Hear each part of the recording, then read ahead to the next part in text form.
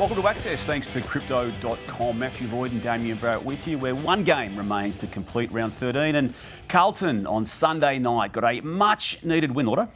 They kept their season alive, Damo, the Blues, with that win on Sunday night. But I look forward to talking about Hawthorn. Huge win on Thursday night against the Dogs, and the selection dilemma that Sam Mitchell now has and what to do with James Sicily. Officially back? They're a top 6 side, but I'm not sure they're a top 4 side. Okay. Yeah. Scoreline for Carlton now reads 5 wins, 7 losses. It's not a great scoreline, but they did what they had to do last night at the MCG, Lordo, against a depleted Essendon. They did, Damo, and the starts for the Bombers has not been good, and that's what's hurting them badly. So the Bombers, look at this, the last 3 losses that they've had, it's been 19 goals, 10 against, and they've kicked 2 goals, 5, and they're pretty good after quarter time, but it's what killed them at the start. They were flat, they were off, they were soft. I would say that's a strong word, but they were much better after that, but that's what cost them in the end. Yep. It was a grinding win by the Blues, wasn't it? Take us through how it happened, and is it something they can take out of last night's game for the remainder of the season? Well, I heard Jacob Wiedering during the week. He said, I know it's only training, but we've moved the ball better with a few changes under Michael Voss than we have all year. And I saw it in the first quarter, and I thought that if you've got movement further afield, it provides movement down the field. So you see Adam Sard doesn't kick many goals, Adam Sard, and everyone's asking, why can't he do more of this, Adam Sard? So that got the Blues off to a wonderful start. But you see, we've always seen the ball bombed on Mackay, who didn't play last night, and Curno's heads. Well, movement like this, you look at him, he's going that way, McGrath didn't know what to do. So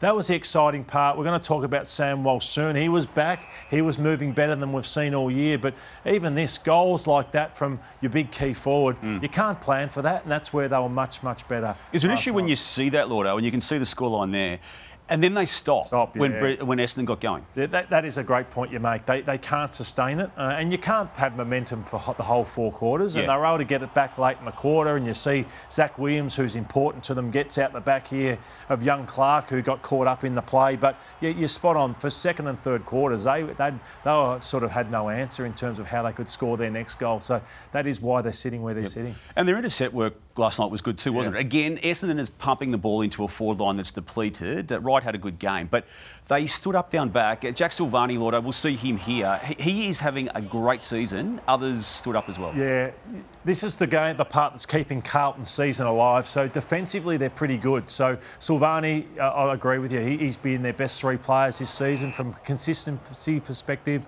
Wiedering's a star, had a poor game 2 weeks ago, but was back to his best last night. And De Koning in the ruck also. What a factor he is. He was too good for Goldstein last night. And nothing of note is going to happen for the Blues unless Sam Walsh gets going, and he may just be about to do that. Yeah, watched him for a number of years and thought to myself, where is that energy gone? And I know he's had a lot of injuries, and that back certainly hasn't helped. And pre-seasons have been a problem for him. He just can't get a good one. And the most exciting thing about it was just to see him move like this. So a week off looked to have done him the world of good. And I just love seeing a young man like that who took the footy world by storm with his run and carry. Well, it's the first time I've seen it for the majority of this year where he was back to his best for run and carry. Another Blues midfielder we've seen in some of these highlights already, Lord, was Adam Cerra. Now, he was hit hard, as we're about to see, by Sam Durham. And as we talk here this morning on the Monday morning after the Sunday night game, the match review office will have a look at this. And clearly, in my eyes, Sam Durham is going to be missing multiple games of football for this act. This, to me, is precisely, in fact, it's exactly what the rule has been brought in to eliminate.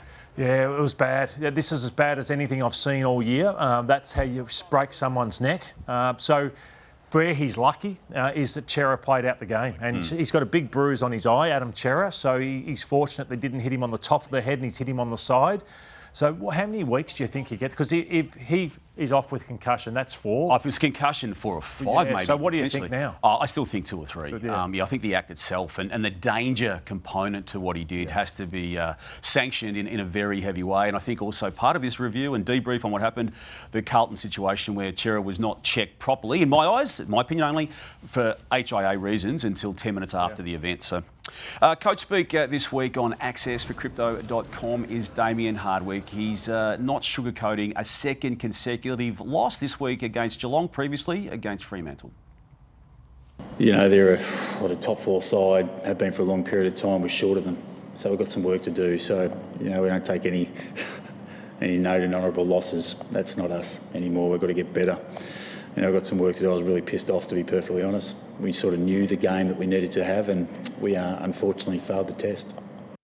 I really like that attitude, Lordo. He's not accepting anything other than a top 4 outcome by way of their plannings and aspirations.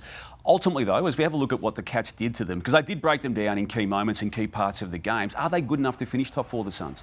I don't think so, Damo. I think they've shown the last few weeks, and when Brisbane got them about 4 or 5 weeks ago, that they're probably not quite there. I think they're a finals team, but not a top 4 side, and I like it too. Lee Matthews often says at media conferences, you're talking to your players, and he would have been saying to his players, this isn't good enough.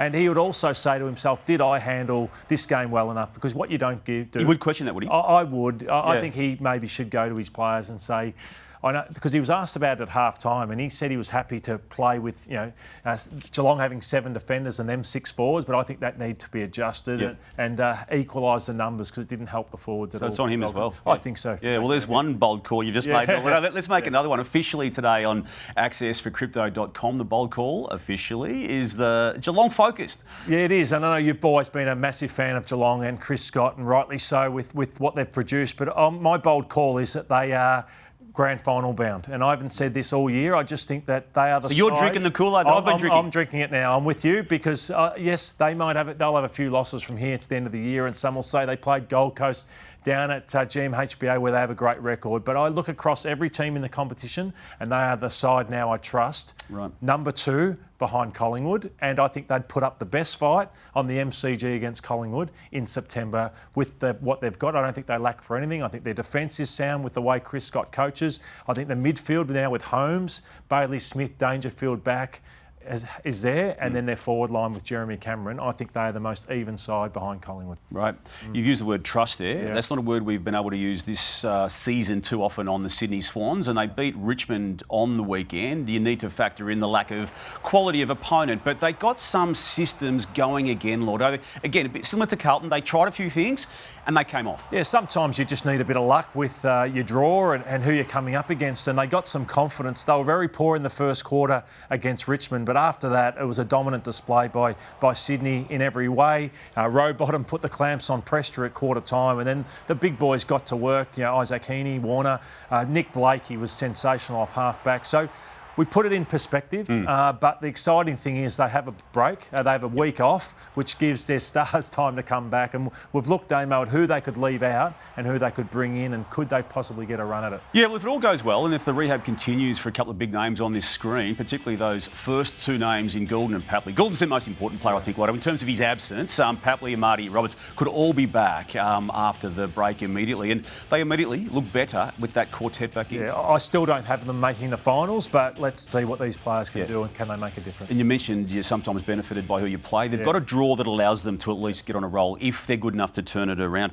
Lordo, I think there's a new grading in the match review office and tribunal system. It's only been 3 weeks in the making, but it's the common sense grading. And I say it because we've never had incidents now in the past 3 weeks which have been dealt with very differently to previously. I referred back 3 weeks ago to Alex Pearce's hit on Darcy Byrne-Jones. Now, the tribunal was the vehicle that actually got him off that charge. The match review sent it to the tribunal. Lloyd Meek hitting Paddy Lipinski last week. Again, Lordo, this wasn't even dealt with by the match review office. It said nothing to see here, move on.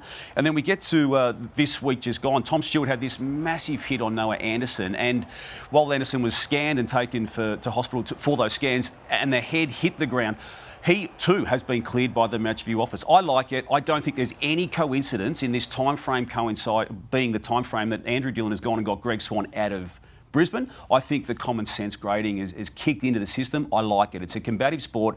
It's a collision sport.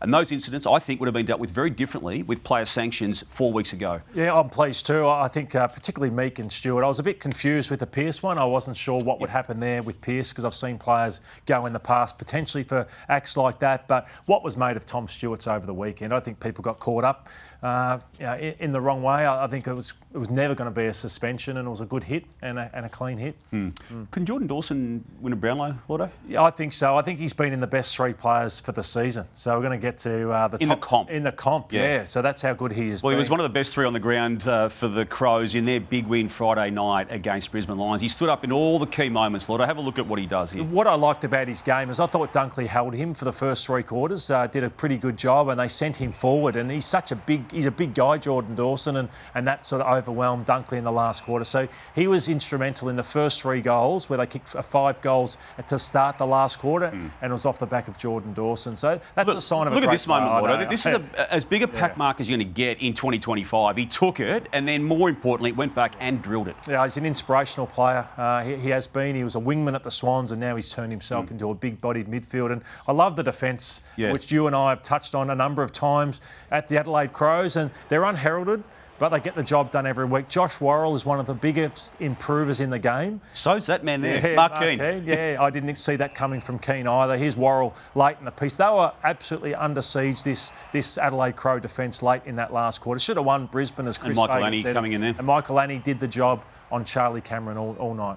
So they had their chances, the Lions, and you can argue they're going as well as you possibly can as a premiership defending team. But to have 10 shots at goal and to register only 8 behinds amongst that last quarter of action, Lordo, it's one that not just got away, but one that they should be embarrassed about losing. Look at the skill of these players normally. Cam Rayner missing this. We'll see Lachie Neale miss one. He just cannot simply miss. And there were mistakes galore. Devon Robertson came in as the sub and had moments that he would like back as well. Yeah, 3/4 time, I was doing this game and they just had all the answers, Brisbane. They were the better side. So that 5 goals for me came from nowhere, from the Adelaide Crows. And then it was all Brisbane again for the last 12 or 15 minutes.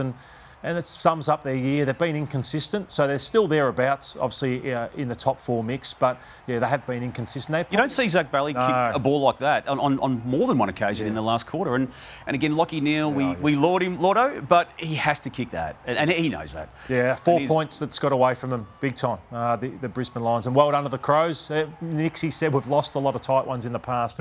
And they fell on the right side of that one. Okay. The Hawks were really good against Western Bulldogs way back on Thursday night.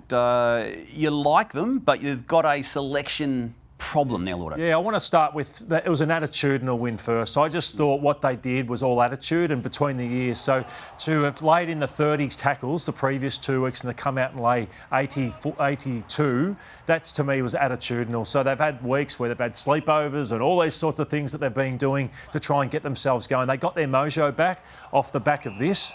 But also, which you're alluding to with what you pose, they've got a dilemma in that they've been unsettled in defence, so they bring Battle and Barras in, and then they've got Weddle and Sicily. And Sicily was left out of this game. Yes, through injury, and they were far more balanced in defence without him there. Okay. So that's the dilemma. When he's back, I think he's missing another one. Yep. But when he comes back, what do they do? Because he picks himself, but what do they do? Because Battle, Barras, and also Weddle are defenders as well. So you're saying this is the first time you felt this Battle and Barras combo has worked? Yeah. So I said last week on Footy Classified that I think they should have only taken one. I would have only taken Battle. Yep. I wouldn't have taken Barras, but Barras had an outstanding game. So I think it's about getting the balance right. Well, help Sam Mitchell as we watch this. What's he do when he's available? Well, I think Sicily's a surprise forward. I don't think he's a starting forward. And then Weddle, I think, is better behind the ball. He's not a forward either. So there's a spot for him, surely. There's a spot for him, but as I said, I just don't think it's in defence. And Blake Hardwick went back. He's better in defence. Shut down Rolly West. Yeah, so it's a good problem to have, but I'm not sure what they do. He may just have to start forward Sicily to suit Hawthorn. Well, I'm learning something on the run here. I'm also needing to learn a bit more out of round 13, Lordo. What else have you got? My learnings is it's a long winter ahead. They were really poor, and I could see how alarmed Uze was with that loss to Sydney. So it's going to be a hard winter ahead for the Richmond Footy Club. The Dogs, you're 9th for a reason because you don't beat anyone of note.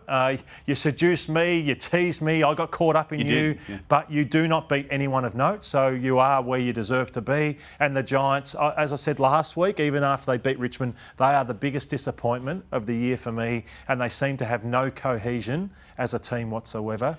Yeah. Still got the 7 wins to this stage. They lost to my first learning, Lordo, Port Adelaide, who came out of the bye really, really positively and admirably with what they did on the field, and I think off the field too with the Ken Hinkley situation. No surprise that Butters and Rosie stood up in it. The West Coast to kick 6-16, and at one stage they have 1 goal 13, and to be just pumping the ball forward without any form of system, it's a worry given that the team that they lost to, North Melbourne, was only 1 spot ahead of them on the ladder. And equally, I'm critical of North, Lotto. As you know, you had a go at me when they drew against North. They didn't against Brisbane Lions. They didn't win, but I'm not going to criticise them for winning yesterday. They stood up in the last quarter of that game with their leaders showing the way. Hey, Damo, tomorrow there's a huge commission meeting, and the number 1 agenda item is the Tassie Devils. Yeah.